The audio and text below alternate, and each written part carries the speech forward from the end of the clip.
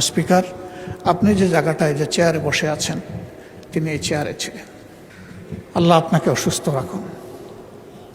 আল্লাহ ইনসাফের সাথে আপনার দায়িত্ব পালনের তৌফিক দান করুন। বিসমিল্লাহি আলা মিল্লাতে রাসূলিল্লাহ বলে মহান আল্লাহর কাছে তাকে সমঝে দেব। মাটির একটা পর্দা দুনিয়া থেকে তাকে বিচ্ছিন্ন করে ফেলবে, সেই সময় মহান আল্লাহ যেন নিজেই তার সঙ্গী হয়ে যান, সেই দোয়া করছি। আমাদের সবাইকে আল্লাহ তাআলা ক্ষমা করুন। এই সংসদে অতীতে যারা স্পিকারের দায়িত্ব পালন করেছেন আল্লাহ তাদেরকেও ক্ষমা করুন।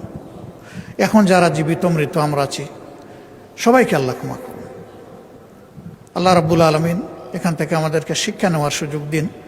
একদিন আমাদের জন্য মানুষ পড়বে ইন্না লিল্লাহি ওয়া ইন্না ইলাইহি রাজিউন। ওই মানুষটাই সফল যে মারা যাওয়ার পরে কিছু মানুষ তার জন্য চোখের পানি দিয়ে তাকে স্মরণ করে। আল্লাহ আমাদের জীবনে সেই সাফল্য অর্জন করার তৌফিক দান করুন। মাননীয় স্পিকার, আপনি যে জায়গাটায় যে চেয়ারে বসে আছেন তিনি এই চেয়ারে ছিলেন। আল্লাহ আপনাকে অসুস্থ রাখুন। আল্লাহ ইনসাফের সাথে আপনার দায়িত্ব পালনের তৌফিক দান করুন। মহান দরবারে এই দোয়াগুলা করে আমার কথা এখানেই শেষ করছি। আসসালামু আলাইকুম ওয়া রাহমাতুল্লাহ। ধন্যবাদ মাননীয় বিরোধী দলীয় নেতা।